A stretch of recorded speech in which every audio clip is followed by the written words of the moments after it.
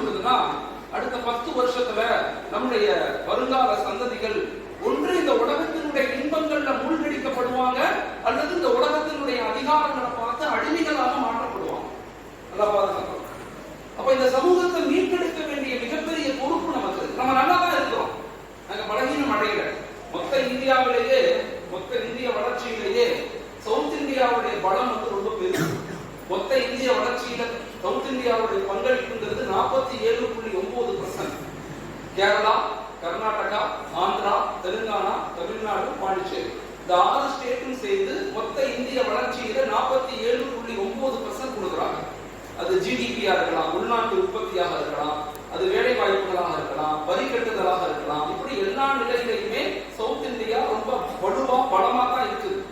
இந்த பலமாக இருக்கக்கூடிய சவுத் இந்தியாவை இன்னும் நாம் இஸ்லாமிய ஊர்கள் இன்னும் வலுப்படுத்தணும், இன்னும் வலுவாக நம்ம மாறணும். ரொம்ப ஆழமாக இதை புரிஞ்சுக்கணும். நம்ம நல்லா தான் இருக்கிறோம் அப்படின்னு நினைப்புகளை நம்ம இருக்கக்கூடாது. நம்ம இன்னும் எப்படி நல்லா ஆகணும். உங்களுக்கு தெரியும், நோக்கியாவுடைய சிஇஓ ஸ்டீவ் பால்மர், அவர் பேர் வந்து ஸ்டீவ் பால்மர். நோக்கியாங்கிற அந்த போன் இருக்குது, அது 1996 இருந்து 2007 வரைக்கும் உலகத்திலேயே மொனோபோலியாக, அதை யாரும் அசைக்க முடியாத ஒரு நிறுவனமாக இருந்துச்சு. அதனுடைய வீழ்ச்சிக்கு பிறகு ஸ்டீவ் பால்மர்ட்ட ஒரு பேட்டி கேட்கிறாங்க, நீங்க எப்படி வீழ்ந்து போனீங்க, இவ்வளவு பெரிய வலிமையான ஒரு நிறுவனமாக இருந்து எப்படி வீழ்ந்து போனீங்க அப்படின்னு கேட்கப்பட்டுச்சு. அப்ப ஸ்டீவ் பால்மர் அழுது கொண்டே சொன்னாரு, நாங்கள் எந்த தவறும் செய்யவில்லை, ஆனால் தோற்று விட்டோம் சொன்னார்.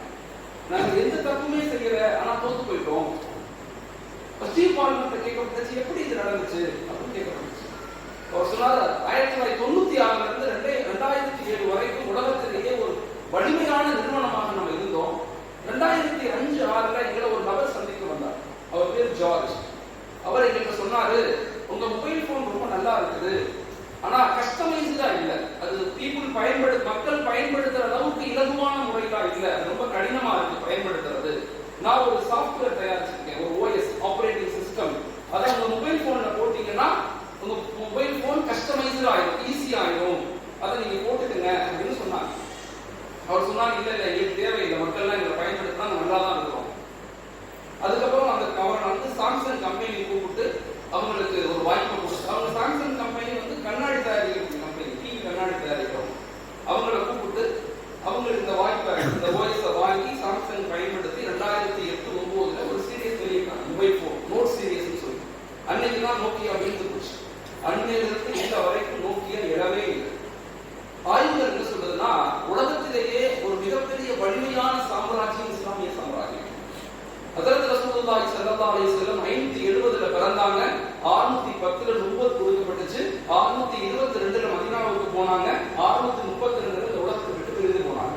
இந்த 63 ஆண்டுகளுக்கு பிறகு ஒரு பெரும் நீண்ட நெடிய சாம்ராஜ்யத்தை உருவாக்குறாங்க. இந்த சாம்ராஜ்யம் எப்படிப்பட்ட சாம்ராஜ்யம்னு சொன்னா, ஐரோப்பிய நாடுகள் எல்லாம் உரியானாக அமனமாக எதுவுமே தெரியாமல் இருக்கும் போது நம்முடைய முன்னோர்கள் உலமாக்கள் வானவியல் சாஸ்திரத்தை பற்றி புத்தகங்கள் எழுதினாங்க. அவ்வளவு பெரிய ஆய்வாளர்கள். ஆனா எப்படி வீழ்ந்து போனாங்க, எப்படி நம்ம பலகீனம் அடைஞ்சிட்டோம். கடந்த 300 வருஷமாக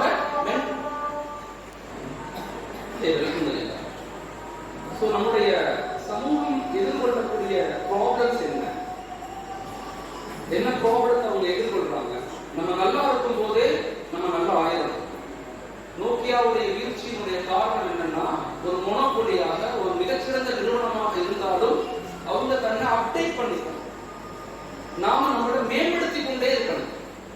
நம்ம எதிர்கொள்ளக்கூடிய ப்ராப்ளம்ஸ் என்ன, நம்முடைய இளைஞர்கள் எப்படி இருக்கிறாங்க, நம்முடைய மாணவர்கள் எப்படி இருக்கிறாங்க, நம்முடைய குழந்தைகள் எப்படி இருக்கிறாங்க, நம்முடைய பெண்கள் எப்படி இருக்கிறாங்க, நம்முடைய வியாபார கட்டமைப்புகள் எப்படி இருக்கிறது, இதெல்லாம் நம்ம சுய பரிசோதனை, சுய ஆய்வுகள் செய்யணும். கடந்த 300 ஆண்டுகள் நம்ம பலகீனப்பட்டதின் காரணம் என்னன்னா, ஆய்வுகள் 2 காரணங்களை சொல்லுது. ஒன்று, அல்லாஹ்வுடைய தொடர்பு நம்மள்கிட்ட குறைந்து போச்சு. இஸ்லாமிய சமூகத்தினுடைய வெற்றி என்பது அது வெறுமன பொருளாதாரத்தை கொண்டு அல்ல, வெறுமன அறிவை கொண்டு மட்டும் அல்ல, வெறுமன ஆழ்வளத்தை கொண்டு அல்ல, அது ஈமானிய வளத்தை கொண்டு கட்டமைக்கப்பட்டது. இஸ்லாமிய சமூக கட்டமைப்பு என்பது அது முழுக்க மெட்டீரியலிஸ்டிக்கை நோக்கி நகர்த்தப்படல, அது முழுக்க அல்லாஹ்வுடைய தொடர்பை கொண்டு வலிமையாக மாறுச்சு. அப்ப நம்ம கடந்த 300 வருஷமா 1600க்கு பிறகு கொஞ்சம் கொஞ்சமா சரிவடைகிறோம். சரிவடைந்து பலகீனத்துக்கான காரணம் என்ன?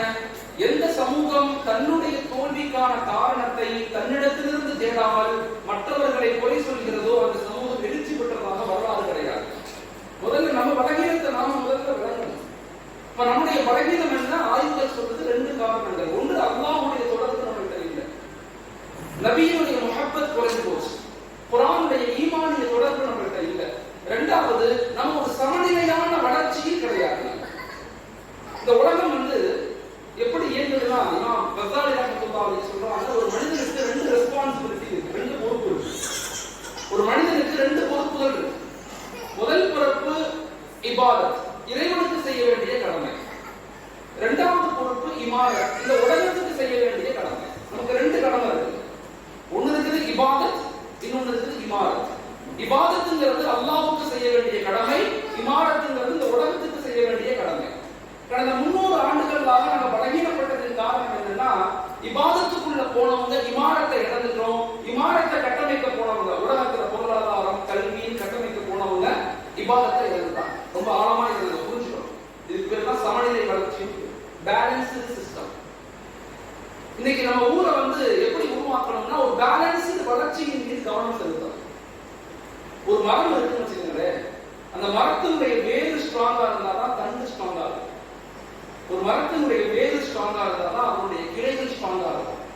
ஒரு மரத்தினுடைய வேறு ஸ்ட்ராங்கா இருந்தாதான் அதுல இருந்து வரக்கூடிய கனிகளும் பழங்களும் இனிப்பானதாக இருக்கும். இங்க என்ன ப்ராப்ளம் ஆயிடுச்சுன்னா, வேற சில பேர் எடுத்துக்கிட்டாங்க, சில பேர் தண்டை பிடிச்சிருக்காங்க, சில பேர் கிளைகளை பிடிக்கிறாங்க, சில பேர் பழங்கள் மட்டும் வேணும்னு கேட்கிறாங்க. இது பேர் வளர்ச்சி கிடையாது. ஹஜ்ரத் ரசூலுல்லாஹி ஸல்லல்லாஹு அலைஹி வஸல்லம் சஹாபாக்களை மதீனாவில் எப்படி கட்டமைச்சாங்கன்னா, ஒரு பேலன்ஸ்டு சிஸ்டத்தை உருவாக்குனாங்க, ஒரு சமநிலையான வளர்ச்சி. அந்த சமநிலை வளர்ச்சியை கொண்டுதான் நாம் வலிமையான சமூகமாக மாற முடியும். ஆன்மீகத்துக்குள்ள போனவங்க சமூகத்தை பத்தி யோசிக்கிறது இல்ல, சமூகத்துல அரசியல் போராட்டங்கள் அப்படின்னு போனவங்க பொருளாதாரத்துல ஸ்டெபிலிட்டி இல்ல, பொருளாதாரம் சம்பாதிக்கணும் போனவங்க தன் பிள்ளைகளை அதிகாரிகளாக ஆளுமைகளாக மாற்றல. இன்னைக்கு ட்ரெண்ட் என்ன? எல்லா பெற்றோர்களும் தன் பிள்ளைகளை டாக்டர் ஆக்கணும், இன்ஜினியர் ஆக்கணும், கலெக்டர் ஆக்கணும் ஆசைப்படுறாங்க. அந்த பிள்ளைகளுக்கு அடிப்படை தீன் கொடுக்கப்படுறது. நல்ல ஆழமா நீங்க யோசிங்க. உளவியல் ஒரு பாடம் இருக்குது, இன்ஃபர்மேஷன் அண்ட் டிரான்ஸ்ஃபர்மேஷன் சொல்லி. இன்ஃபர்மேஷன்ங்கிறது மனிதனுடைய மூளையில இருந்து வரும். ஒரு விஷயத்தை நீங்க கேட்கும் போது மூளையில கேட்டா அதுக்கு பேர் இன்ஃபர்மேஷன். ஒரு விஷயத்தை நீங்க கல்விட உள்ளத்துல கேட்டா அதுக்கு பேர் டிரான்ஸ்ஃபர்மேஷன். அதனாலதான் அல்லாஹ் ரஹ்மத்துல்லாஹி சொல்லுவாங்க, தில் சே பாத் கர், தில் சே சுன் கர், தில் சே தேக் கர். உள்ளத்திலிருந்து பாருங்கள், உள்ளத்திலிருந்து பேசுங்கள், உள்ளத்திலிருந்து கேளுங்கள். That is called transferring knowledge. அதுக்கு பேர் தான் உணர்வு சார்ந்த அறிவு. அந்த உணர்வு சார்ந்த அறிவை நான் உங்களுக்கு வெளிப்படுத்துறேன். தயவு செய்து நீங்க உள்ளத்துல அதை வாங்குங்க. ஏன்னா பயான்கள் நம்ம நிறைய கேட்கிறோம், ஆனா அந்த வாழ்க்கையில எத்தனை % அமல்படுத்துறோம்? என் வாழ்க்கையில ஒரு மாற்றங்கள் ஏற்பட்டுச்சா? தனி மனிதனாக, என் குடும்பத்துல, என் சொசைட்டில, என் உறவுகளுக்கு மத்தியில, என் வியாபாரத்துல, என் குடுக்கல் வாங்கல்ல என் வாழ்க்கையில ஒரு மாற்றம் ஏற்பட்டதாங்கிறத தயவு செய்து சுய பரிசோதனை செய்யணும்.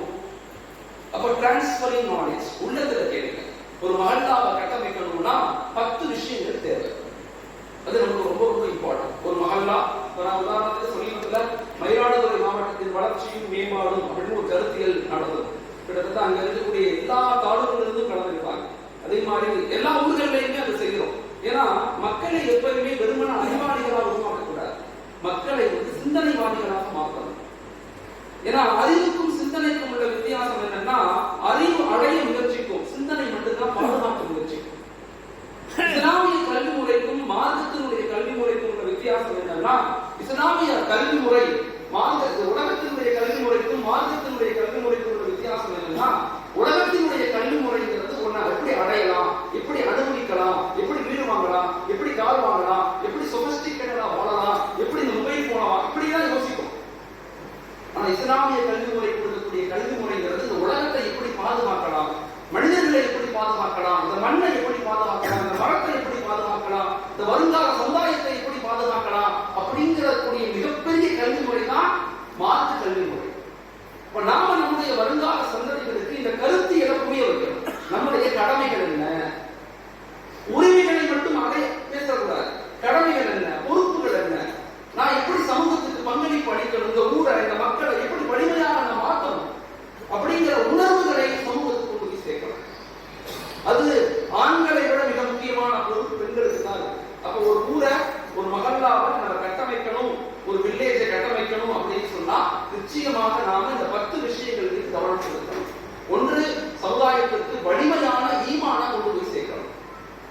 ஈமான் தான் நம்முடைய பலம், ஈமான் தான் நம்முடைய வெற்றி, ஈமான் தான் நம்முடைய வளர்ச்சி, ஈமான் தான் நம்முடைய பாதுகாப்பு.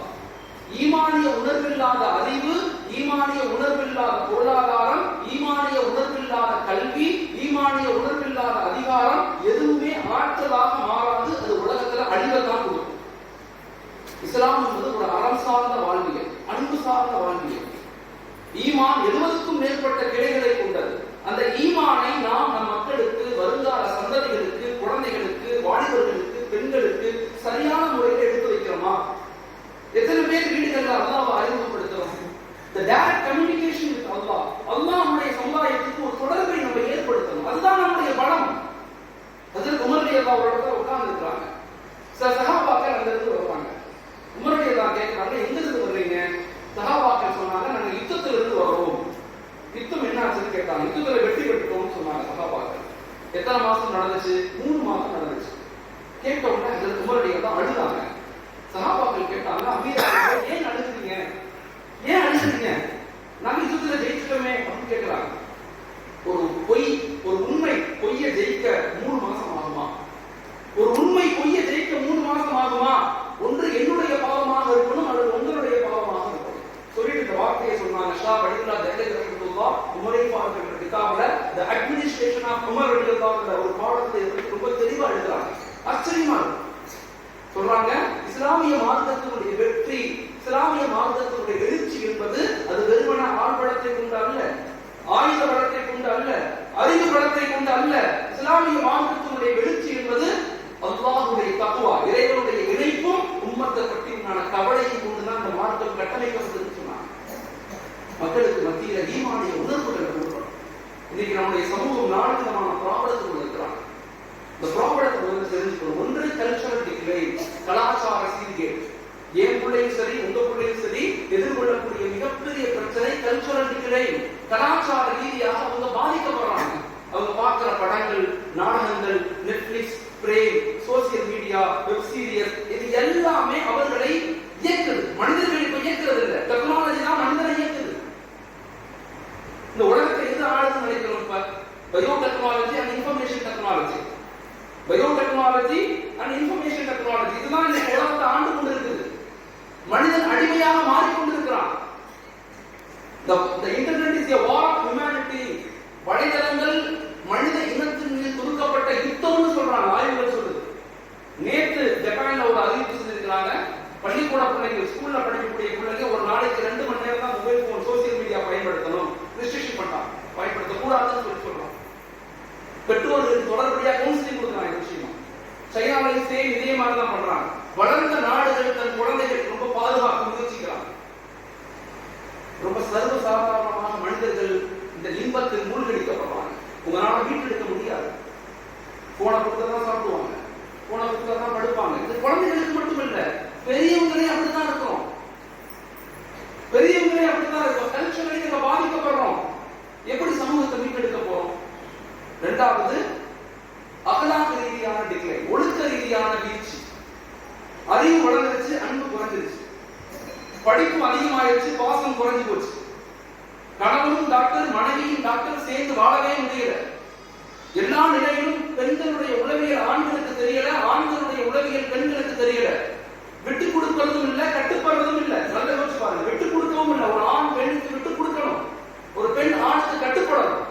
கட்டுப்படுதலும் விட்டு கொடுத்தலும் தான் வாழ்க்கையினுடைய 2 துருவங்கள். இன்னைக்கு டெக்னாலஜி இதெல்லாம் அழிச்சிருச்சு. ஒரே வீட்டில் படுத்திருக்கிறோம், கணவன் மனைவி ஒரே வீட்டில் படுத்திருக்கிறாங்க. ஆனா கணவன் இந்த பக்கத்து திரும்பி போன் பார்ப்பாரு, மனைவி இந்த பக்கத்து திரும்பி போன் பார்ப்பாரு, நடுவில் படுத்துருக்கு.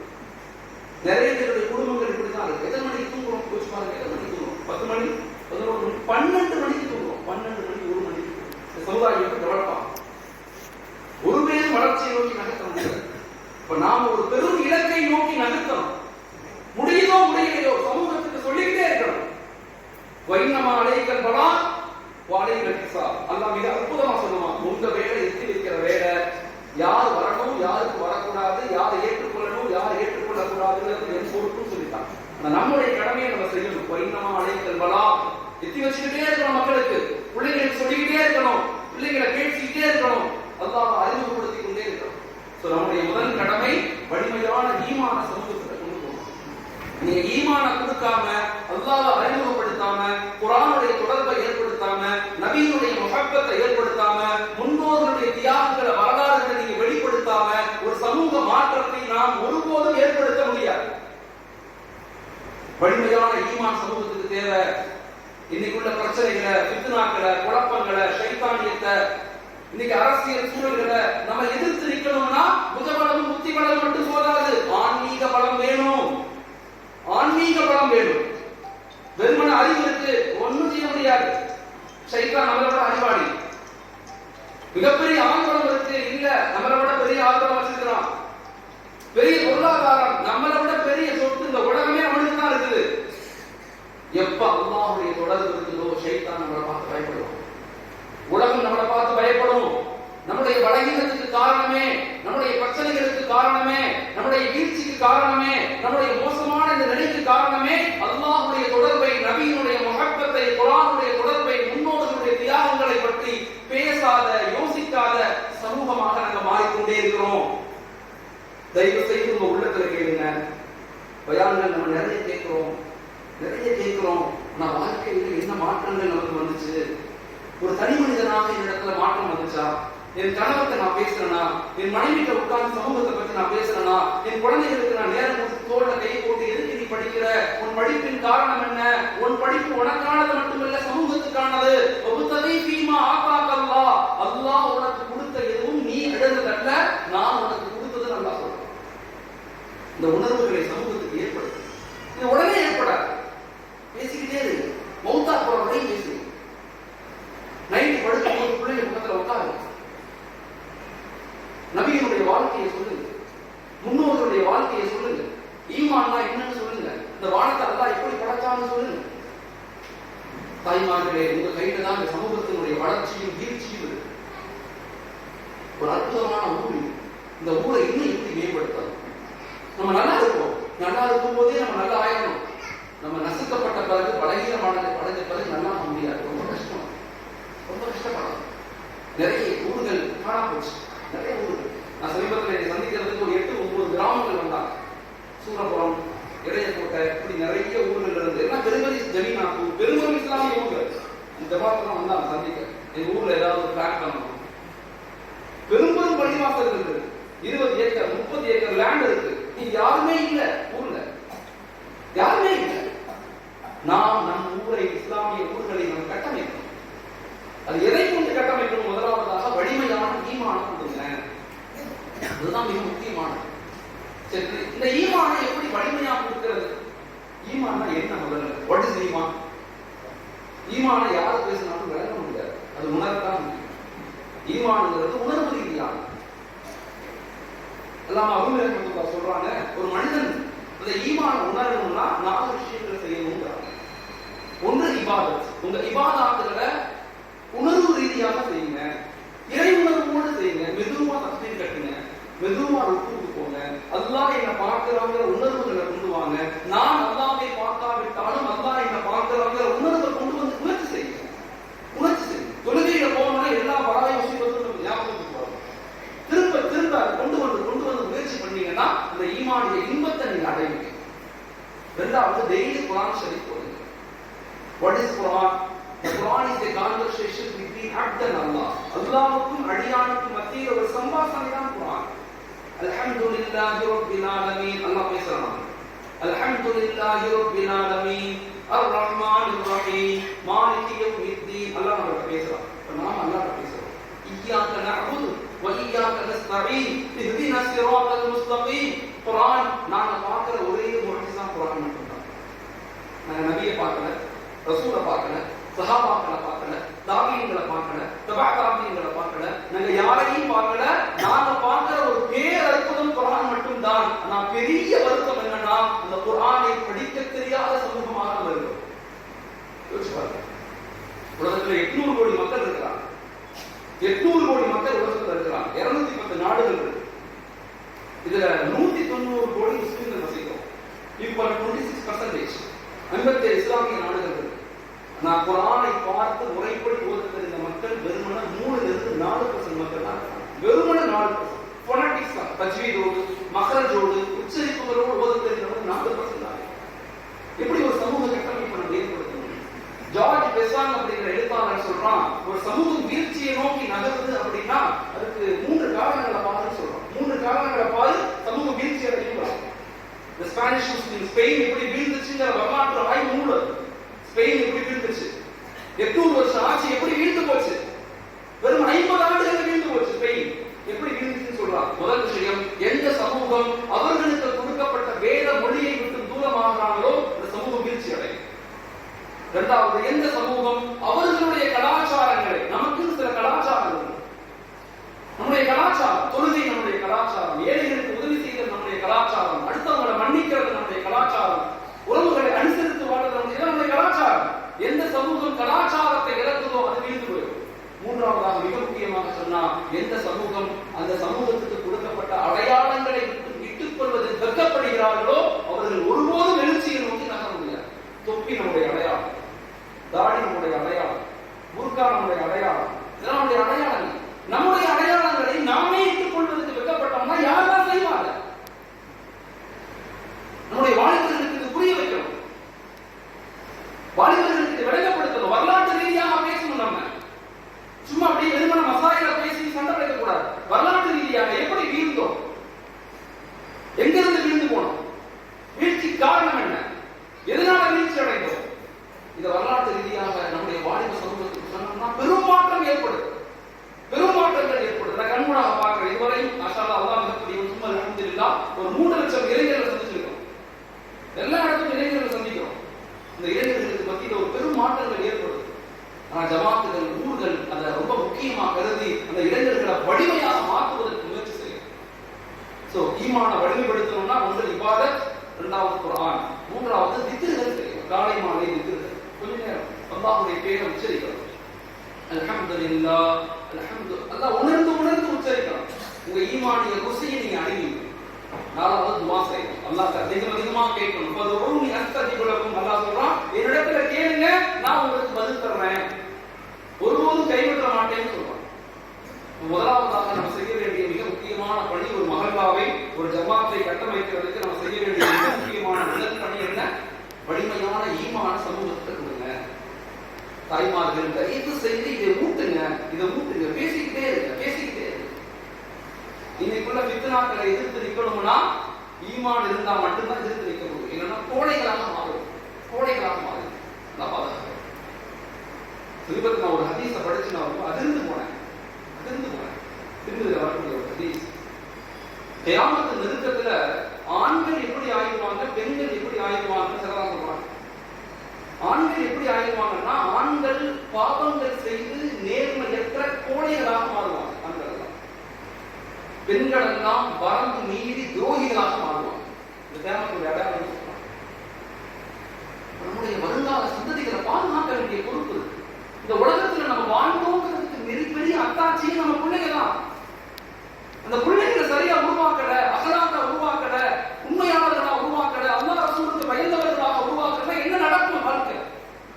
அதை விட கை செய்த உலகத்துல எதுவுமே இல்லை. அதனால தயவு செய்து வலிமையான ஈமான குழந்தைகளை கொடுத்துக்கிட்டே. இரண்டாவது நம்முடைய கடமை என்னன்னா, ஊரினுடைய வளர்ச்சிக்கு செய்ய வேண்டிய இரண்டாவது விஷயம் வறுமை ஒழிப்பு. நம்ம ஊர்ல எத்தனை பெண்கள், ஆண்கள், எத்தனை குடும்பங்கள் வறுமை கூட்டுக்கு கீழே இருக்காங்க நம்ம கணக்கெடுக்கணும். அந்த வறுமையிலிருந்து அந்த குடும்பங்களை மீட்டெடுக்கணும். இன்னைக்கு இந்தியாவில் கிட்டத்தட்ட 36% முஸ்லிம்கள் வறுமை கோட்டுக்கு கீழே இருக்காங்க. நிதி ஆயோக்னு சொல்லி பிளானிங் கமிஷனுக்கு பதிலாக இந்த மத்திய ஒன்றிய அரசு வந்த பிறகு ஒரு கமிஷன் கொண்டு வந்தாங்க. நிதி ஆயோக்னு ஒரு கமிஷன் கொண்டு வந்தாங்க. நிதி ஆயோக் ஒரு பிளான் கொண்டு வந்தாங்க.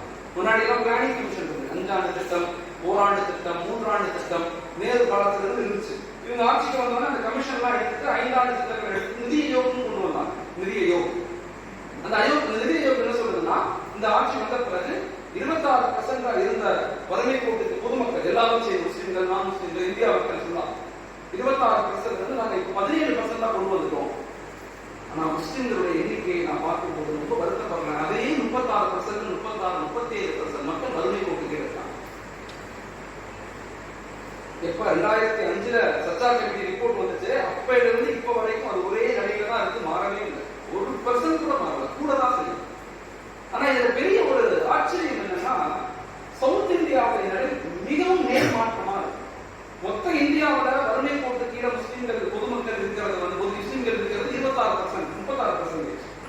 சவுத் இந்தியால பொதுமக்கள் எல்லாரும் முஸ்லிம்கள் நான் முஸ்லிம் சேர்த்து இந்தியாவிலேயே மிகவும் வறுமை கோட்டு கம்மியாக இருக்கக்கூடிய மாநிலம் வந்து கேரளா. 1% மக்கள் தான் வறுமை கோட்டு கீழே இருக்காங்க. தமிழகத்தை பொறுத்தவரை 3-4% மக்கள் வறுமை கோட்டு கீழே இருக்காங்க. அப்படி கணக்கெடுத்து பார்த்தா ஆய்வின் அடிப்படையில இன்னைக்கு முஸ்லிம்கள் 56 லட்சம் முஸ்லிம்கள் தமிழகத்தில் நம்ம வாழ்றோம். 56 lakhs முஸ்லிம்கள், 7.2%. 56 லட்சம் முஸ்லிம்கள் கூட இருக்கலாம், கொஞ்சம் குறைச்சும் இருக்கலாம். 56 லட்சம் முஸ்லிம்கள். இதுல முஸ்லிம்கள் வறுமை கோட்டுக்கு கீழே இருக்கிறவங்க வெறுமன 6-8% தான் இருப்பாங்கன்னு ஆய்வு சொல்லுது. வெறுமன 6-8%. அப்படின்னா என்னன்னா, ஒரு மகல்லாவோட 100 குடும்பம் இருந்தா, 100 குடும்பம் இருக்குன்னா அதுல வெறுமன 8-12 குடும்பங்கள் தான் வறுமை கோட்டுக்கு கீழே இருக்கும். அப்படி கணக்கெடுத்தோம்னா ஒவ்வொரு கிராமமும் ஒவ்வொரு மகல்லாவும் திட்டமிட்டோம்னா அடுத்த ஒரே வருஷத்துல நாளை மகல்லாவை வறுமையில்லா மகல்லாவை மாற்ற முடியும். ஆனா வீடு வீடாக மக்களை சந்திக்கும். மகல்லாவில் ஒரு குழு அமைக்கப்படும். அந்த குழுவுடைய வேலை அதுவாக இருக்கணும். மக்களை சந்திக்கணும். நல்லா யோசிச்சு பாருங்க. நமக்கு ஜகாத் கடமை இருக்கு, சதகாக்கள் கொடுக்கிறோம், தர்மங்கள் கொடுக்கிறோம், டொனேஷன்ஸ் கொடுக்கிறோம், மக்களுக்கு உதவி செய்யறோம். இவ்வளவு செஞ்சும் நம்மளால நம்ம ஊர்ல இருந்து வறுமையை விளக்க முடியலன்னா அப்ப எங்கேயோ ஒரு இடத்துல ப்ராப்ளம் இருக்குன்னு. அப்ப இரண்டாவதாக ஒரு மகல்லாவுடைய மிக முக்கியமான பகுதி வறுமை இல்லாத நிலையை சமூகத்தில் உருவாக்கும். வறுமை கொடிதிலும் கொடிது. சில நேரங்களில் இஸ்லாமிய சமூகத்தினுடைய வீழ்ச்சிக்கு பல காரணங்கள்ல ஒரு காரணம் ஏழைகளுடைய சாபங்கள் நான் சொல்றேன். சில நேரங்களில் நடக்குது. நான் ஒரு இஸ்லாமிய ஊருக்கு போயிருந்தேன். அசர் தொழுதுட்டு நான் அந்த பள்ளிக்குமா இந்த பள்ளியினுடைய பொறுப்புதாரிகள் ஒரு இஸ்லாமிய ஊர், முக்கியமான பெரிய மகன் தான். நான் ஊர் சொல்ல விரும்பல. எல்லாரும் போறோம். நான் எங்க போனாலும் ஒரு பகுதியை பார்க்க போவேன். அப்படி பார்க்க போகும்போது அங்க ஒரு வயதான பாட்டி வெளியே உட்கார்ந்து, ஒரு சின்ன குடிசை. இந்த குடிசைக்கு வெளியே ஒரு பாட்டி நடந்ததை நான் சொல்றேன். அந்த பாட்டிக்கு சலாம் சொல்றோம். அந்த பாட்டி சொல்றாங்க, அலைக்கும் அஸ்ஸலாம். அம்மா எப்படி இருக்கீங்க? எத்தனை பேர் உங்க வீட்டுல என்ன சாப்பிடுறீங்கன்னு நான் கேட்கிறேன். நம்ம சொல்றது அது அல்ஹம்துலில்லாஹ், நாங்க நல்லா இருக்கோம். எங்க வீட்டுல 3 பேர் இருக்கோம். நானும் என் 2 பேத்திகள். ஒரு பேத்திக்கு வயசு 38, கல்யாணம் ஆனத முதிர்கண்ணி. இன்னொரு பேத்திக்கு வயசு 32, கல்யாணம் ஆனத முதிர்கண்ணி. நாங்க 3 பேர் இருக்கோம். நான் கேட்ட சாப்பாடு என்ன செய்வீங்க? அத்தா எங்க ஊர்ல இந்த கிழிஞ்சு போன துணி எல்லாம் வரும். தப்பா தச்சு கிழிஞ்சு போன துணி எல்லாம் வந்தா நாங்க என்ன செய்வோம்னா துணியை நூலா திருப்பி பிரிக்கணும், நூலா மாத்தணும். இப்படி ஒரு 3 நாளா பிரிப்போம். 1 கிலோ பிரிச்சா 10 ரூபாய்.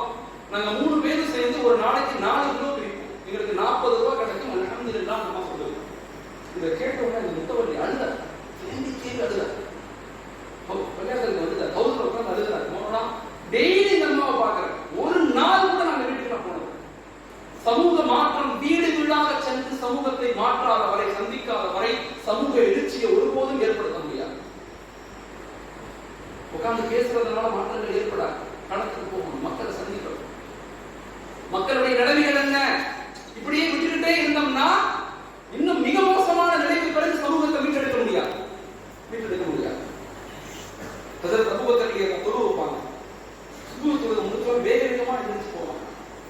உமரடியை பார்க்கறாங்க. எவர் எங்க போறாங்க? டெய்லி போறாங்க. பின்னாடியே ஒரு நாள் போறாங்க.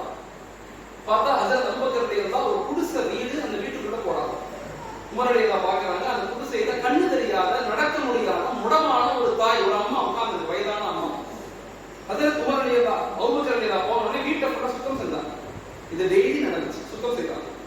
அந்த அம்மாவுக்காக மாவு போட்டு, பேரிச்சம்பழத்தை போட்டு, அடுப்புல போட்டு சமைக்கிறாங்க. சமைச்சு அந்த அம்மா பக்கத்துல வைக்கிறாங்க. அந்த அம்மா எடுத்து சாப்பிடுறது டெய்லி நடக்குது. ஒரு நாள் அபூபக்கர் ரலியல்லாஹு இறந்து விட்டாங்க, மூத்தா போயிட்டாங்க. உமர் ரலியல்லாஹு ஆட்சிக்கு வந்துட்டாங்க, தொழு வைக்கிறாங்க. தொழு வச்சு முடிச்சவங்க உமர் ரலியல்லாஹு ஞாபகத்துக்கு வருது, ஆஹா நம்முடைய நண்பர் அபூபக்கர் ரலியல்லாஹு சதன் டெய்லி ஒரு வீட்டுக்கு போனாங்க. அந்த வீட்டுக்கு இவர் போனார். உமர் ரலியல்லாஹு போய் ஒண்ணுமே சொல்ல, வீட்டுக்குள்ள போனார், சுத்தம் பண்ணாரு, சாப்பாடு செஞ்சு அந்த அம்மா பக்கத்துல வச்சார். அந்த அம்மா சாப்பிட்டு சொல்லிச்சு, ஒரு நண்பர் அபூபக்கர் இறந்து போயிட்டாரா கேட்டுச்சு. ஒரு நண்பர் அபூபக்கர் இறந்து போயிட்டாரா கேட்டுச்சு. உமர் ரலியல்லாஹு ஆச்சரியப்பட்டு கேட்டாங்க, உங்களுக்கு எப்படி தெரியும் தாயே? உங்களுக்கு கண்ணு தெரியாது, நடக்க எப்படி தெரியும்?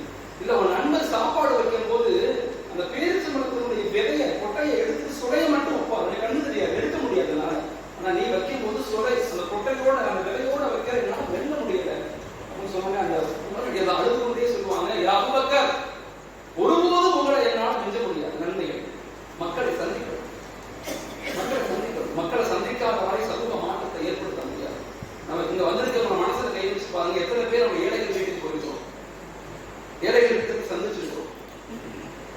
சந்திக்கணும், பார்க்கணும் அவங்க நிலைமைகள் என்ன, நம்ம எப்படி இருக்கும். ஒரு வேளை சாப்பிட போனா 2000 ரூபாய்க்கு சாப்பிடும், 3000 ரூபாய்க்கு சாப்பிடும், 4000 ரூபாய்க்கு சாப்பிடும். இதை பத்தி நம்ம யோசிக்கிறோம்.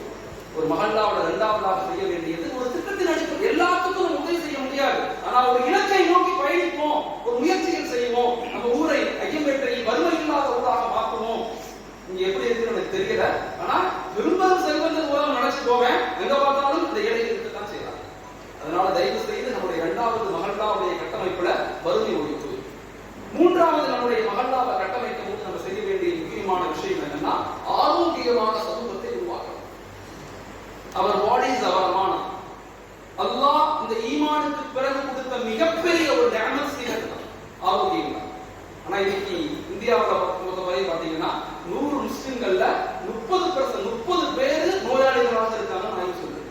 நிறைய ஹாஸ்பிட்டல் முஸ்லிம்கள் போறாங்க. அப்ப அந்த நோயில இருந்து எப்படி முஸ்லிம்களை பாதுகாக்கணும், அதற்குண்டான விளக்கங்களை எப்படி கொடுக்கணும், அதற்கான முன்னெச்சரிக்கைகள் என்னென்ன செய்யணும், என்ன மாதிரி வாழ்க்கை முறைகளை அமைச்சுக்கணும். ஏன்னா நம்முடைய உணவு முறைக்கும் நம்முடைய உடற்பயிற்சி முறைக்கும் சம்பந்தமே இல்லை. தயவு செய்து ஆரோக்கியத்தின் மீது கவனம் செலுத்துங்க. ஆரோக்கியமா வாழ்றதுக்கு என்ன செய்யணும் சுருக்கமா சொல்றேன். அதிகாலை எழுந்திருக்கும், அதிகாலை எழுந்த சமூகம் ஆரோக்கியமா இருக்கும். 2வது உடல் கழிவுகளை வெளியாகணும், உடல் கழிவுகளை சேமிக்க கூடாது. நல்லா பிரஷ் பண்ணணும், எப்பயுமே வாயை உடம்பு சுத்தமா வச்சுக்கணும். 4வது நல்லா எக்ஸசைஸ் பண்ணணும், உடற்பயிற்சி செய்யணும். ஆண்கள் தயவு செய்து ஆண்கள் பெண்கள் ஒரு நாளைக்கு குறைஞ்சது 8000 ஸ்டெப்ஸ் ஆவது நடக்கணும். நம்ம நினைக்கிறோம் சாதாரணமா நினைக்கிறோம், இல்ல. அவர் பாடி இஸ் அவர் அமானம். உம்மத்தை பாதுகாக்கணும்னா ஆரோக்கியமா இருக்கும். ஆரோக்கியம் இல்லைன்னா உம்மத்தை பாதுகாக்க முடியாது, ரோட்ல தான் இருக்காது.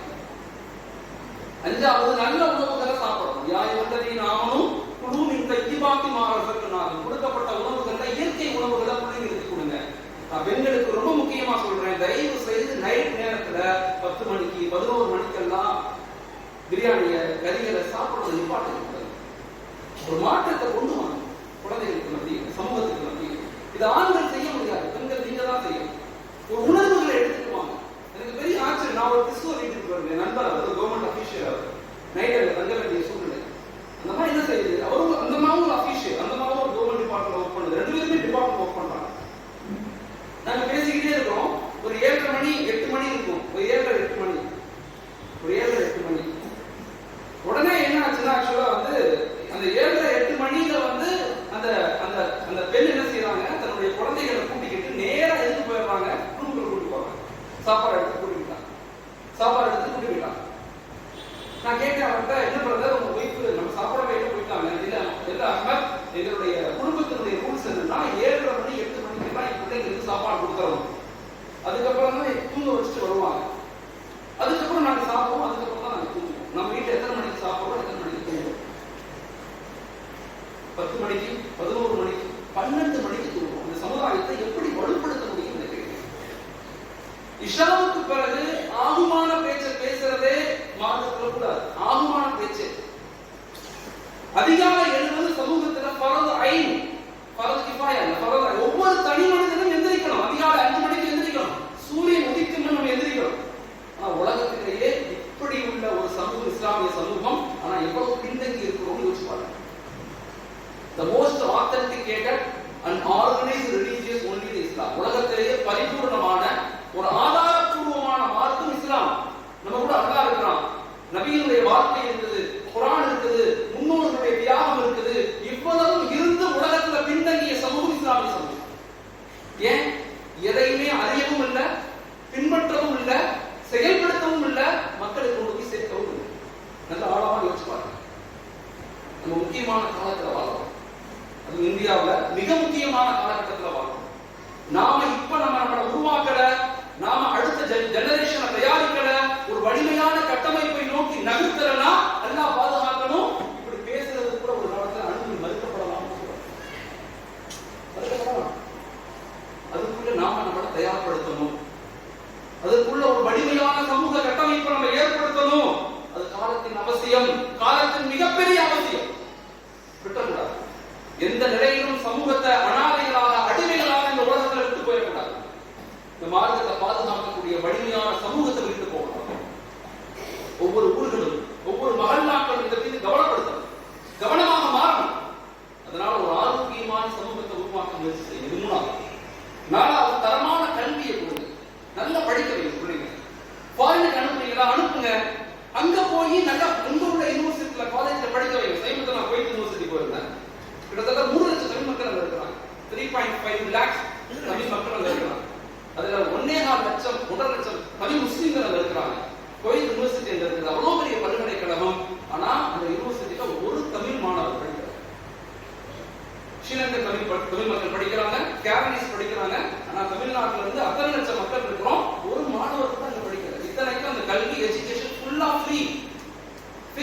இல்ல, கிட்டத்தட்ட 200 கேடி கொடுக்குறாங்க. நம்ம ஊர் காசுக்கு 100 கேடி கொடுக்குறாங்க. நம்ம ஊர் காசு கிட்டத்தட்ட 24,000 ரூபாய் ஸ்டைபண்ட்ஸ் கொடுக்குறாங்க. படிக்க தெரியுது. கல்வியை கொடுங்க. கல்விதான் நம்முடைய உரிமைகளை, சுதந்திரங்களை, கலாச்சாரங்களை, அடையாளங்களை பாதுகாக்கணும். அதிகாரத்துக்கு வரணும். நம்ம அதிகாரத்துக்கு வரணும். இதான் சமநிலை வளர்ச்சி. சமநிலை வளர்ச்சினா அதான் வளர்ச்சி. நபி ஸல்லல்லாஹு அலைஹி வஸல்லம் அப்படித்தான் உருவாக்குறாங்க சஹாபாக்களை. நபியினுடைய வாழ்க்கையை நம்ம அப்படி பார்க்கிறது இல்ல. எல்லா நிலை சஹாபாக்களையும் உருவாக்குறாங்க. சமய அறிவோடு சமகால அறிவுள்ள சமூகத்தை கட்டமைச்சாங்க. வில்லியம் ஜான் அப்படிங்கிறவன் சொல்றான், ஒரு மிகப்பெரிய ஆய்வாளர் சொல்றாரு, ஒரு சாம்ராஜ்யம் உருவாக்கப்படணும்னா குறைஞ்சது 200 வருஷம் ஆகும். ஆனா ஹஜ்ரத் ரசூலுல்லாஹி ஸல்லல்லாஹு அலைஹி வஸல்லம் வரலாற்றை படிச்சு நான் ரொம்ப ஆச்சரியப்படுறேன். வெறும் 23 ஆண்டுகள்ல 1318 ஆண்டுகள் உலகத்தை நிர்வகிக்கக்கூடிய ஒரு பெரும் சாம்ராஜ்யத்தை அவர் வெறுமனே 23 ஆண்டுகள்ல எப்படி உருவாக்கினார்னு பார்க்கும்போது எனக்கு பெரும் ஆச்சரியமா இருக்குன்னு சொல்றான். அந்த வரலாறுகளை கேம்பிரிட்ஜில் வச்சிருக்காங்க. பல்கலைக்கழகம், எல்லா பல்கலைக்கழகங்களையும் பாடமா வச்சிருக்காங்க வரலாறு, இஸ்லாமிய வரலாறு. நாங்க படிச்சிருக்கோமா தெரியாது. தரமான கல்வி 1979 இந்தியாவுக்கு ஒரு கமிஷன் போட்டாங்க. அந்த கமிஷனுக்கு பேர் மண்டல் கமிஷன். இந்த கமிஷன் எதுக்கு போட்டாங்கன்னா, எஸ்சி எஸ்டி மக்கள், தலித் மக்கள், மலைவாழ் மக்கள், இவங்க கல்வியில, பொருளாதாரத்துல, வேலை வாய்ப்புகள்ல, சமூக அந்தஸ்துகள்ல பின்தங்கி இருக்கிறாங்க. இவங்களை மேம்படுத்தாம இந்தியாவை வளர்க்க முடியாது அப்படின்னு சொல்லி 1979 நீதிபதி மண்டல் அவர்களுக்கு கமிஷன் போடுறோம். மண்டல் கமிஷன் பேர். இந்த கமிஷன் வந்துச்சு. இந்தியா முழுக்க பெரும் போராட்டம். உயர் ஜாதி மக்கள் அதை மறுக்கிறாங்க. Reservation is not allowed in India. இந்தியாவுக்கு ரிசர்வேஷன் கொடுக்க முடியாது. பார்லிமெண்ட்ல பில் பாஸ் பண்ணப்படும். அப்பதான் ரிசர்வேஷன் அப்ரூவ் பண்ண முடியும். பார்லிமெண்ட்ல பில் போனா ஏத்துக்க மாட்டேங்கிறாங்க உயர் ஜாதி மக்கள். எத்தனை வருஷம் போராடினாங்க தெரியுமா அந்த மக்கள்? தலித் மக்கள் 14 வருஷம் போராடினாங்க. 14 வருஷம். 1979 போடப்பட்ட கமிஷன் 1992 தான் இம்ப்ளிமெண்ட் செய்யப்படும், அமலுக்கு வருது. வேலை வாய்ப்புல 27% இடஒதுக்கீடு கொடுக்கணும், கல்வியில 27% இடஒதுக்கீடு கொடுக்கணும், இவங்களுக்கு வேலை வாய்ப்பு, மேம்பாடு, உயர் அதிகாரி எல்லாத்துக்கும் கொடுக்கணும். ரிசர்வேஷன் வருது. தட் இஸ் கால்ட் கிரீமி லேயர்னு சொல்லுவாங்க. ரிசர்வேஷன். இங்க இருக்கக்கூடிய இளைஞர்கள், பெண்கள் தயவு செய்து எடுத்து படிச்சு பாருங்க. மண்டல் கமிஷனை பத்தி ஒரு ரிப்போர்ட்டை படிங்க. இங்க படித்த பெண்களும் ஆண்களும் அதிகமாயிட்டோம். ஆனா சமூகத்துக்கு அதை பயன்படுத்தணும்னா தெரியாது, பயன்படுத்த தெரியாது. படிச்சு பாருங்க. 14 வருஷம் போராடி 1992 அதை இம்ப்ளிமெண்ட் பண்ண இன்னைக்கு தலித் சகோதர மக்கள் முஸ்லிம்களை விட வலிமையாக மாறுவாங்க. நம்ம சகோதர மக்கள் தான். இங்க ஐயப்பேட்டை சுத்தி அப்படியே ஒரு ரவுண்ட் வாங்க. இங்க இருக்கக்கூடிய விஓ யாரு, தாசில்தார் யாரு, ஆர்ஐ யாரு, ஜேஆர் யாரு, பார்த்துக்கோங்க. யாரு நம்ம ஊரை சுத்தி, தஞ்சாவூர் மாவட்டத்துல சுத்தி இருக்கக்கூடிய ஊர்கள்ல யாராவது இருக்கிறா, எத்தனை விஓ இருக்கிறாங்க, எத்தனை தாசில்தார் இருக்கிறாங்க, எத்தனை ஆர்ஐ இருக்கிறாங்க, எத்தனை ஜேஆர் இருக்கிறாங்க. கல்வி நம்முடைய உரிமைகளை பாதுகாக்கக்கூடியது. கல்வி நம்முடைய வரலாறுகளை பாதுகாக்கக்கூடியது. கல்வி நம்முடைய அடையாளங்களை பாதுகாக்கக்கூடியது. கல்வியை கொடுக்காமல் ஒரு சமூகத்தை நிறுத்தி நிப்பாட்ட முடியாது. ஹஜ்ரத் ஸல்லல்லாஹு அலைஹி வஸல்லம் மதீனாவுக்கு வரும்போது வெறுமனே 70க்கும் குறைவான சஹாபாக்கள். அது பத்ர்ல 313 சஹாபாக்களா மாறுது. உஹதுல 1000 சஹாபாக்களா மாறுது. கந்தக்ல 3000 சஹாபாக்களா மாறுது. கிராஜுவலா எப்படி இன்க்ரீஸ் பண்றாங்க? கிராஜுவலா இன்க்ரீசிங். நபியினுடைய வரலாற்றை அப்படி படிக்கணும், அப்படி பார்க்கணும். இந்த மீலாதுடைய நோக்கம் நபியினுடைய வாழ்க்கையை, நபியை புகழ்றது மட்டுமல்ல, நபியினுடைய சுன்னத்துக்களை வாழ்க்கையை நம்முடைய வாழ்க்கையாக மாற்றணும். அதுதான் நோக்கம். அதான் நோக்கம். கந்தக்ல 3000, ஃபத்ஹ் மக்கால 10,000. இந்த உலகத்தை விட்டு பிரியும் போது 1,24,000 சஹாபாக்கள். எல்லாரும் தெரியும் எப்படி உருவாக்குனாங்க, எப்படி ஒரு வலிமையான சமூகத்தை உருவாக்குனாங்க. பல மொழிகள் பேசக்கூடிய சஹாபாக்கள் இருந்தாங்க, டிப்ளமேட்டிக் ஆபீசர்ஸ். ஸல்லல்லாஹு அலைஹி வஸல்லம் மதீனா விட்டு எந்த நாட்டுக்கும் போனதில்லை. ஆனா எல்லா நாட்டுக்கும் சஹாபாக்கள் எப்படி பேசினாங்க போய், அந்த நாலேஜ் எங்க இருந்து வந்துச்சு? கிஸ்ராட்ட, ரோம்ல, பாரசீகத்துல போய் அந்த மன்னர்கள்ட்ட போய் நிமிர்ந்து பேசுறாங்க. அது எங்க இருந்து வந்த நாலேஜ்? அது ஈமான் கொடுத்த வலிமை. நம்முடைய குழந்தைகளுக்கு கொடுக்கணுமா இல்லையா? நல்ல தரமான கல்வியை நம்ம ஊர்ல இருந்து உருவாக்கும். நிறைய டாக்டர்ஸ், அட்வொகேட்ஸ், உலமாக்கள், முஃப்திகள், காரிகள், ஜட்ஜஸ் உருவாக்கணும், தேர்ந்தெடுக்கணும். நம்ம ஊர்ல டாப்பர்ஸ் எத்தனை பேர்? இந்த வருஷம் +2 எத்தனை டாப்பர்ஸ்? 10th toppers. வெளிநாட்டுக்கு போறவங்க போகட்டும், தப்பு கிடையாது, அவங்க அனுப்புங்க. இந்த ஊர்ல இருக்கக்கூடிய விரும்பிய மக்களை, ஒரு சில மக்களை தேர்ந்தெடுத்து சூஸ் அண்ட் கிரியேஷன் உருவாக்குங்க, விட்டாங்க. இன்னும் பலகீனமான பிறகு ஒன்றும் செய்ய முடியாது. திரும்ப திரும்ப சொல்றேன். தரமான கல்வியை, இது பெரிய டாபிக், நான் ரொம்ப சுருக்கமா பேசிட்டு இருக்கேன். 5வது குடும்ப நிர்வாக மேம்பாடு. நான் போன தடவை தலைவர் சாப்பிட்ட ஜமாத்துல வந்து பேசினேன். நம்ம ஊர்ல ஃபேமிலி கேர்லைன் கவுன்சிலிங் சென்டர் உருவாக்கப்படணும். அதுல டாக்டர்ஸ் இருக்கணும், பெண் டாக்டர்ஸ் இருக்கணும், ஆண்கள் இருக்கணும், எல்லாம் சேர்ந்து கவுன்சிலிங் இல்லாம ஒரு ஆண் பெண்ணுக்கு நிக்காஹ் நாம கொடுக்க கூடாது. அதை கொண்டு வரணும். பல ஊர்களை நம்ம கொண்டு வந்திருக்கோம். மாஷாஅல்லாஹ் பெரும் மாற்றங்கள் ஏற்படும். பெரும் மாற்றங்கள். Family careline counselling centre. ஒரு ஆணுடைய உளவியல் எப்படி பெண்ணுக்கு சொல்லிக் கொடுக்கணும், ஒரு பெண்ணுடைய உளவியல் எப்படி ஆணுக்கு சொல்லிக் கொடுக்கணும், வாழ்க்கையினுடைய தத்துவங்கள் என்ன, பெரியவங்க எப்படி இருப்பாங்க, குழந்தைகள் எப்படி இருப்பாங்க, அதை கத்துக்கிறது இல்லை. அது ஒரு நாலேஜ், அது ஒரு மிகப்பெரிய நாலேஜ். நாலேஜ் நம்முடைய ஆண்களுக்கு பெண்களுக்கு கொடுக்க வேண்டிய பொறுப்பு நமக்கு இருக்கு, கொடுக்கணும். அதே மாதிரி பெண்கள் மேம்பாடு, பெண்கள் சமூகத்தினுடைய அச்சாணி. 6வது என்ன, ஒரு மஹல்லா டெவலப்மெண்ட் 6வது நம்ம கவனம் செலுத்த வேண்டியது பெண்கள் மேம்பாடு. பெண்களுடைய வளர்ச்சியின் மீது ரொம்ப கவனம் செலுத்தணும். பெண்களை ஈமானிய உணர்வுள்ள சிந்தனைவாதிகளாக மாற்றாத வரை ஒரு சமூக எழுச்சியை ஒரு சமூகம் ஏற்படுத்தவே முடியாது. ஆண்கள் மட்டும் சேர்ந்து ஒரு சமூக மாற்றத்தை ஒருபோதும் ஏற்படுத்த முடியாது. பெண்கள் மட்டும் சேர்ந்து ஒரு சமூக எழுச்சியை ஒருபோதும் ஏற்படுத்த முடியாது. 2 பேரும் இணைந்து ஒரு சமூக கட்டமைப்பு நம்ம உருவாக்கணும். பெண்களை குறை சார்ந்தவர்களாக உருவாக்கணும். நிறைய பேர் படிக்க வைக்கிறோம். பி அவங்கமே இல்லாம பிடெக் எதுக்கு படிக்கணும்? பிடெக் எல்லாம் படிச்சு செய்யணும். பி ட்ரிபிள் ஈசி 4 துறைகளை பெண்களை உருவாக்க முயற்சி செய்யும். 4 துறைகளை உருவாக்க முயற்சி செய்யும். ஒன்று வசதி வாய்ப்பு இருந்தால் டாக்டர்ஸ் ஆகணும், அல்லது நல்ல ஆசிரியர்கள் ஆகணும். One teacher equal to 1000 students. ஒரு ஆசிரியர் 1000 மாணவர்களுக்கு சமமானவங்க. மதீனாவுல சலாத்துல உட்கார்ந்தாங்க. ஒரு பெண்மணி வந்தாங்க. அந்த பெண்மணிக்கு பேர் ஞாபகம் இல்லை. சொன்னாங்க, யா ரசூலல்லாஹ், என்னுடைய மைத்துனி ஷாம்ல மருத்துவம் படிச்சிருக்காங்க, அவங்களுக்கு ஒரு மருத்துவம் வச்சு கொடுங்க. நபி உடனே சஹாபாக்களை கூப்பிட்டு மதீனாவுடைய ஓரத்துல ஒரு மிகப்பெரிய மெடிசன், ஒரு மருத்துவமனை கட்டி கொடுத்தாங்க, உருவாக்கி கொடுத்தாங்க. பெண்களை மருத்துவர்களாக ஆசிரியர்களாக உருவாக்கணும்.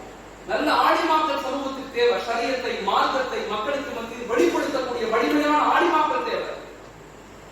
4வது நல்ல கவுன்சிலிங் படித்த, சைக்காலஜி படித்த, உளவியல் படித்த பெண்கள் தேவை. பேரண்டிங் எப்படி பண்ணணும், குழந்தைகளை எப்படி வளர்க்கணும், உறவுகளை எப்படி பாதுகாக்கணும். பெண்களுக்கு கவுன்சிலிங் கொடுக்கணும். ஆண்கள் பெண்களுக்கு கவுன்சிலிங் கொடுக்க கூடாது.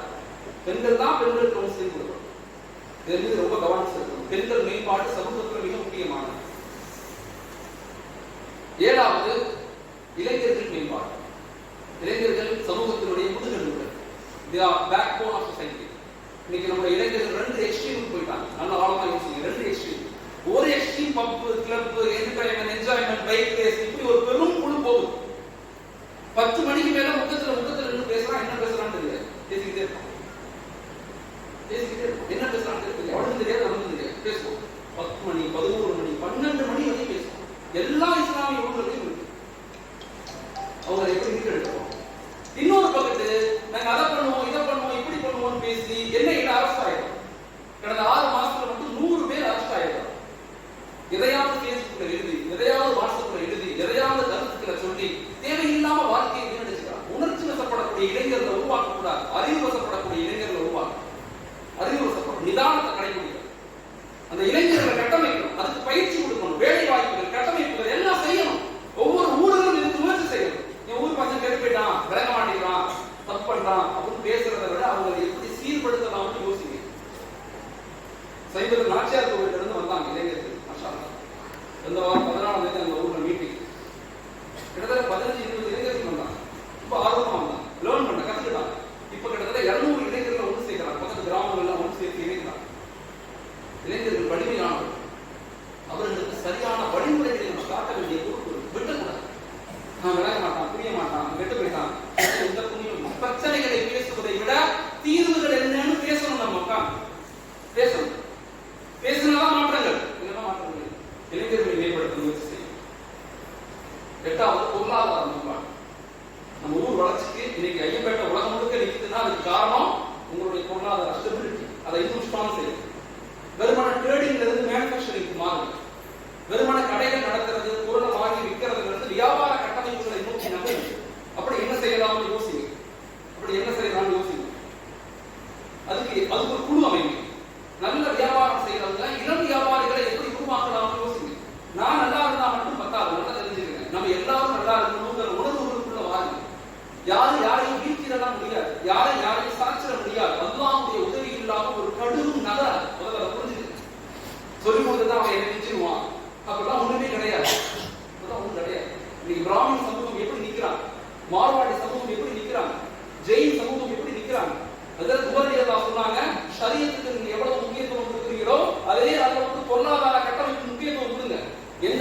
பொருளாதாரத்தில் வீழ்ச்சி அடைந்த சமூகம் சீக்கிரம் நசுக்கப்படும் சொன்னாங்க. இது யதார்த்தமான உண்மை. இது யதார்த்தமான உண்மை. ஊரினுடைய மிகப்பெரிய வளர்ச்சியே இங்க இருக்கக்கூடிய மிகப்பெரிய செல்வங்கள் நல்ல வலிமையாக இருக்கீங்க. இந்த இன்னும் எப்படி வலிமைப்படுத்தலாம்? உங்களுக்குள்ள இணக்கத்தை ஏற்படுத்து. இங்க இருக்கக்கூடிய வாலிபர்களை கட்டாரில் எப்படி கொண்டு போகலாம், உருளைக்கு எப்படி கொண்டு போகலாம், அங்க இருக்கிற யூனிவர்சிட்டியில் எப்படி படிக்க வைக்கலாம், அந்த என்ன தேவை இருக்கு, அந்த டெக்னாலஜி என்ன தேவை, அந்த படிப்பை நம்ம மாணவர்களை இங்க படிக்க வச்சு அங்க கொண்டு போகணும். இதெல்லாம் முடியுமான முடியும். இப்ப சமீபத்தில் நாங்க ஒரு 3 மாசத்துக்கு ராமநாதபுரத்தில் ஒரு மீட்டிங் நடத்தோம். அயலக தொழிலதிபர்கள் சங்கம் சொல்லி, அயலக தொழிலதிபர்கள் சங்கம் கிட்டத்தட்ட 300 பேர் கலந்துட்டாங்க. இப்ப நான் மலேசியா போறேன் அடுத்த மாசம். அங்குள்ள பிசினஸ் மேன் ஒன்று சேர்றாங்க. சேர்க்கணும். இன்னும் நாங்க பிரிஞ்சு ஒதுங்கி வாழ்ந்தோம்னா காணா போயிடுவோம். நமக்குள்ள இருக்கக்கூடிய சின்ன சின்ன கருத்து மோதல்களை செருப்புகளை போல வெளியே கலட்டி போடுங்க. நம்ம இணைந்தாதான் சமூக எழுச்சி. நம்முடைய வருங்கால சந்ததிகளை இந்த உலகத்தில் அடிமைகளா விட்டு போயிடக்கூடாது. நாட்டுடைய நிலைமையை பார்த்து யோசிப்பார். நாட்டுடைய நிலைமையை யோசி. காரணம் என்ன? நான் ஆய்வு அடிப்படையில் சொல்றேன். எவ்வளவு பெரிய பலகீனம் பேச முடியாது. பேச முடியாது. நான் தேவனுக்கு ஒரு மசூராவுக்கு நான் போறேன். எங்க பார்த்தாலும் ஆட்கள் நிற்கிறான். பேசுறதுக்கு அனுமதிக்க மாட்டேன். இப்ப எல்லா நிலைகளையும் நாம இந்த நாட்டை வலிமைப்படுத்தணும்னா நம்முடைய பங்களிப்பு அதிகப்படுத்தணும். ஜெயரஞ்சன் சார் ரிலீட் பண்ண. ஜெயரஞ்சன் சார் வந்து தமிழ்நாட்டுடைய பிளானிங் கமிஷனுடைய ஹெட். அவர் பிளானிங் கமிஷனுடைய ஹெட். அவர் சந்திச்சார். அவர் சொன்னாரு, அஹ்மத், இந்த ஸ்டாலினுடைய ஆட்சியில நாங்க அடுத்த 10 வருஷத்துல எங்களுடைய பிளான் என்னன்னா $1 trillion economic policy. $1 trillion economic policy. இதுல முஸ்லிம்களுடைய பங்களிப்பு 80,000 கோடி. ஆனா எந்த உங்க சமூகத்திலிருந்து யாருமே எங்களை சந்திக்க வரல. நாடார்ஸ் வர்றாங்க, ஜெயின்ஸ் வர்றாங்க, மார்வாடிஸ் வர்றாங்க, எங்களை சந்திக்கிறாங்க. அரசுடைய தேவைகள் என்ன, அரசுகளோடு எப்படி இணைந்து பயணிக்கணும், என்னென்ன வாய்ப்புகள் இருக்கு எல்லாம் கேட்கிறாங்க. ஆனா முஸ்லிம் சமூகத்திலிருந்து யாருமே வரல. நாம் நம்முடைய பங்களிப்பை அதிகப்படுத்துவதை கொண்டுதான் நம் உரிமைகளை பாதுகாக்க முடியும். சுதந்திரம் வாங்க போது முஸ்லிம்களுடைய கான்ட்ரிபியூஷன் ஜிடிபி 28%. ஆனா இன்னைக்கு வெறுமனா 3% குறைஞ்சு போச்சு. பலகீனம் அடைஞ்சுக்கிட்டே வரணும். நாம் வலுவாக மாறணும். பொருளாதாரத்தில் ஸ்டெபிலிட்டி அடையும். தண்ணீரை வைக்கிறோம். அதற்கு முயற்சி செய்யணும். ஹலாலான முறையில என்ன செய்யலாம்? இங்க இருக்க நல்ல பிசினஸ் பண்ணக்கூடிய 10 பேர் ஒண்ணு சேருங்க. என்ன செய்யலாம்? இங்க இளைஞர்களுக்கு எப்படி வழிகாட்டலாம், என்ன படிக்க வைக்கலாம், எப்படி அங்க போய் நிக்க வைக்கலாம், யோசிக்கணும். விட்டு போயிடாது. நீங்க எல்லாம் செஞ்சுட்டீங்க. நிறைய செஞ்சுட்டீங்க. ஆனா உருவாக்க முயற்சி செய்யுங்க. உதவி செய்யறதுன்னு ஒண்ணு இருக்குது, உருவாக்கம்னு ஒண்ணு இருக்கு. இப்பதான் உதவி செய்யறது ஒரு வேலை, அது ஒரு 60% செய்யுங்க. இன்னொரு பக்கத்து உருவாக்கத்தின் மீது கவனப்படுத்துங்க. உருவாக்கம் வெறுமன ஒரு நபராக இருந்து 23 வருஷத்துல 1,26,000 சஹாபாக்களை உருவாக்கினாங்க. சொல்லலாம் உருவாக்கம். Create the leaders, make the leaders. ஒரு வலிமையான சமூக கட்டமைப்பு அங்கதான் இருக்கு. பொருளாதார கட்டமைப்பு அதை நம்ம எப்படி டெவலப் பண்ணலாம்? சமூக கட்டமைப்பு நம்ம ஊருக்கு பக்கத்தில் இருக்கிற மாற்று சகோதர மக்களோடு நல்ல தொடர்புகளை இருக்கிறது, நல்லா இணைந்து பயணிக்கும். அவங்க இந்த மாதிரி மீட்டிங்ல அவங்க அழைப்பு நபியினுடைய வாழ்க்கை, ரசூலுடைய வாழ்க்கை இதெல்லாம் நீங்க பண்ணிட்டு தான் இருக்கீங்க. நீங்க நிறைய பண்ண முயற்சி செய்யணும். இறுதியாக நாட்டுப்பற்று. இந்த நாட்டை நேசிக்கணும். இந்த நாடு நம்முடையது, இந்த நாட்டு மக்கள் நம்முடைய மக்கள், இந்த தேசம் நம்முடையது, இந்த நாட்டில் தான் நாங்கள் பிறந்தோம், இந்த நாட்டினுடைய வளர்ச்சி, இந்த பாதுகாப்புல, மேம்பாட்டுல மிகப்பெரிய பங்களிப்பை அளிப்போங்கிற உணர்வுகளை அடுத்த ஜெனரேஷன் கொடுத்துக்கிட்டே இருங்க. விட்டக்கூடாது, ஒருபோதும் விட்டக்கூடாது. எல்லா நிலையிலும் ஒரு வலிமையான சமூக கட்டமைப்பை நம்ம ஏற்படுத்தணும். இந்த 10 விஷயங்கள் தான் ஒரு சமூகத்தை, ஒரு மகளாக உருவாக்குறதுக்கு மிக முக்கியமான ஒரு பகுதி. இது உடனே பேசி உங்களுக்கு புரிய வாய்ப்பு ரொம்ப கம்மி. நான் விஷயங்கள் சொல்லிக்கிறேன். ஒரு குழுவாக இருந்து பயிற்சியாக எடுத்து நம்ம ஊர்ல இதை எப்படி செயல்படுத்தணும்னு யோசிங்க, செயல்படுத்துவோம். இதை செயல்படுத்துறதுக்கு சில அடிப்படையான முறைகள். ஒன்று, மக்கள்கிட்ட அன்பாக பேசுங்க, அதிகாரமா பேசாது. அன்பை கொண்டுதான் ஜெயிக்க முடியுமே தவிர அதிகாரத்தை கொண்டு ஜெயிக்க முடியாது. அடுத்தவர்களுடைய குறைகளுக்கு பின்னால போகாது. இந்த குறைகளுக்கு பின்னால போற யாருக்கும் நல்ல மௌத்து வந்ததாக சரித்திரம். தயவு செய்து அடுத்தவங்க குறைகளை பார்த்து வாழாது. எல்லா நிலையிலும் சிரித்த முகமாக இருங்க, அன்பு செலுத்துங்க, விட்டு கொடுத்து போங்க. கணவர்கிட்ட, மனைவிட்ட, பிள்ளைகள்கிட்ட எல்லாத்தையும் சிரித்த முகமாக இருக்கும். 2வது அக்செப்டன்ஸ். இருக்கிற வாழ்க்கையை ஏற்றுக்கொள்ளுங்க. கிடைக்காத ஒண்ணு, இல்லாத ஒண்ணு நினைச்சு வருத்தப்படாதீங்க. எது கிடைச்சிருக்கிறோ யார் நன்றி செலுத்துகிறார்களோ அதிகப்படுத்தப்படும். தயவு செய்து நல்ல நன்றி செலுத்து. அக்செப்ட் பண்ணி வாழ்க்கையை ஏற்றுக்கொள்ளும். 3வது எல்லாத்தையும் மன்னிச்சு உறவுகளோடு சேர்ந்து வாழும். யாரையும் தண்டிக்க ஆசைப்படாதீங்க, எல்லாத்தையும் மன்னி. குறிப்பாக பெண் ரத்த சொந்தத்தோடு சந்தோஷமா வாழும். உதவி செய்யுங்க. அக்கா, தங்கச்சி, அண்ணன், தம்பி எல்லாம் இணைந்து வாழ முயற்சி செய்யுங்க. சில கருத்து வேறுபாடுகள் இருக்கிற அதை மறந்துடுங்க, மன்னிச்சிருங்க. தயவு செய்து இணைந்து வாழ முயற்சி செய்யுங்க. நான் எப்பயுமே எந்த மீட்டிங்க்கு போனா 2 ரிக்வெஸ்ட் கேட்பேன். ஒன்று, மௌத்துக்கு முன்னால புராணம் பார்த்து ஓதி இருக்கிறார். 2வது, உறவுகளோடு பிணக்கு இருக்கா வந்து தயவு செய்து சமீபத்தில் ஒரு ஹாஜியார் இருக்காங்க. நான் ஹஜ்ஜுக்கு போறேன், துவா செய்யுங்கன்னு சொன்னார். ஹஜ்ஜுக்கு போறேன், துவா செய்யுங்க. நான் சொன்னேன், எல்லாத்துக்கும் சொல்லிட்டீங்கன்னு கேட்டேன். சொல்லிட்டேன் மோனா, சொல்லிட்டேன். நல்லா யோசிச்சு பாருங்க. என் தங்கச்சி என்ன சொல்றாரு, ஏன்னு கேட்டேன். 14 வருஷம் பேசுறது பேச மாட்டோம். நான் சொன்னேன், ரத்த சொந்தத்துல பெண் ரத்த சொந்தம் மிக முக்கியமானது. தயவுச்சு சொல்லிட்டு போகும். சில முறை நான் சொன்னா சண்டை வந்து பெரிய பிரச்சனை, யாரும் போக முடியாம போயிடும். நான் சொன்னேன், இதெல்லாம் அதே தயவு செய்து போகும். அடுத்த நாள் வெகுருக்கு வந்தார். 60 வயசு இருக்கு. வந்தவர் என்னை கட்டி பிடிச்சி அழுதாரு. ஒரு நாள் நீங்க சொன்ன மாதிரியே நான் போனேன் என் தங்கச்சி வீட்டுக்கு. பயந்துகிட்டே போனேன், சண்டை வந்ததுன்னு போனேன். கதவை தட்டினேன். கதவை தப்போன்னு என் தங்கச்சி தான் கதவை திறந்தா. திறந்த உடனே என்னை கட்டி பிடிச்சி ஓன்னு அழுதுட்டாங்க. தங்கச்சி தேம்பி அழுதுதான். அழுதுட்டு என் தங்கச்சி சொன்னா, அண்ணே நீங்க என்னைக்கு ஹஜ்ஜுக்கு போறீங்கன்னு கேள்விப்பட்டனோ அன்னையில இருந்து இன்ன வரையும் நான் தான் துவா செய்யறேன். யாருதான் என்ன வீட்டுக்கு அனுப்பிச்சு சொல்லி அல்லாஹ் என் துவாவை கபூல் செஞ்சுட்டாங்க. சந்தோஷமா. உலகத்துல யாரும் கெட்டவங்க கிடையாது, எல்லாரும் நல்லவங்க தான். இயற்கையில எல்லாரும் நல்லவங்க தான். ஒரு மனிதனை வழிகெடுக்க ஒரு விஷயத்துல தான் நம்ம கூட இருக்கான். ஆனா ஒரு மனிதனை பாதுகாக்க அல்லாஹ் 5 மடக்குகளை கொடுத்திருக்கான். நமக்கு 5 மடக்குகள் இருக்கான். மனிதர்கள் மிக நல்லவர்கள். ஆசைகளும் சூழ்நிலைகளும் தான் மனிதனை தவறு செய்ய தூண்டுது. மனிதனை மன்னிச்சிருக்கு. அல்லாஹ் நம்மை மன்னிப்பதை போல மனிதர்களை மன்னிக்கும். நான் நமக்கு உபகாரம் செய்வதை போல மனிதர்களுக்கு நீ உபகாரம் செய். மக்களை மன்னிச்சு தண்டிக்க ஆசைப்படாது. கேவலப்படுத்தணும், அசிங்கப்படுத்தணும், ஒதுக்கிறணும் நினைக்கவே நினைக்காதீங்க. சேர்ந்து வாழ முயற்சி செய்யும். அல்லாஹ் நம்மளை நேசிப்பான், அல்லாஹ் நம்மளை ரசிப்பான், அல்லாஹ் நமக்கு எல்லா விதமான உதவிகளையும் செய்யும். இறுதியாக எப்பயுமே சுயநலமாக இருக்காதீங்க, பொதுநலமாக இருக்கும். எனக்கு என்ன கிடைக்கும் சிந்தனைக்கு போகக்கூடாது. எப்ப சுயநலம் இருக்குதோ ஹிதாயத் மறுக்கப்படும். யார் பொதுநலமாக இருக்கிறாங்களோ அவங்களுக்கு தான் ஹிதாயத் கொடுக்கப்படும். இன்னல்லாஹ் லா யுதீஉ அஜ்ரல் முஹ்சினீன். யார் அல்லாஹ்வுக்காக அல்லாஹ்வுடைய ரசூலுக்காக தன் வாழ்க்கையை அர்ப்பணிக்கிறார்களோ அவர்களுடைய கூலி ஒருபோதும் வீணடிக்கப்படல. ஒருவேளை நமக்கு அந்த கூலி கொடுக்கப்படும், இல்லை என்றால் நம்முடைய வருங்கால சந்ததிகள் சமூகத்தினுடைய தலைவர்களாக மாற்றப்படுவாங்க. அதுல மாற்று கருத்தே கிடையாது. இந்த 10 விஷயங்கள் தான் ஒரு மஹல்லாவை, ஒரு ஜமாத்தை, ஒரு ஊரை கட்டமைக்க வேண்டிய சமநிலையான வளர்ச்சி. ஒன்று ஈமான், வலிமையான ஈமான். 2வது வறுமை ஒழிப்பு. 3வது ஆரோக்கியமான சமூகம். 4வது தரமான கல்வி. 5 குடும்ப நிர்வாக மேம்பாடு. 6 பெண்கள் மேம்பாடு. 7வது இளைஞர்கள் மேம்பாடு.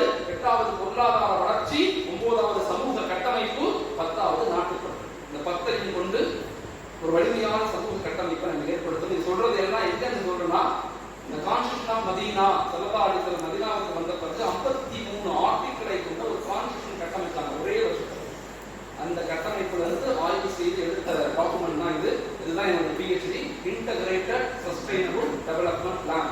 ஸல்லல்லாஹு அலைஹி வஸல்லம் எப்படி மதீனாவுடைய 10 வருஷத்தை எப்படி கட்டமைச்சாங்கன்னா,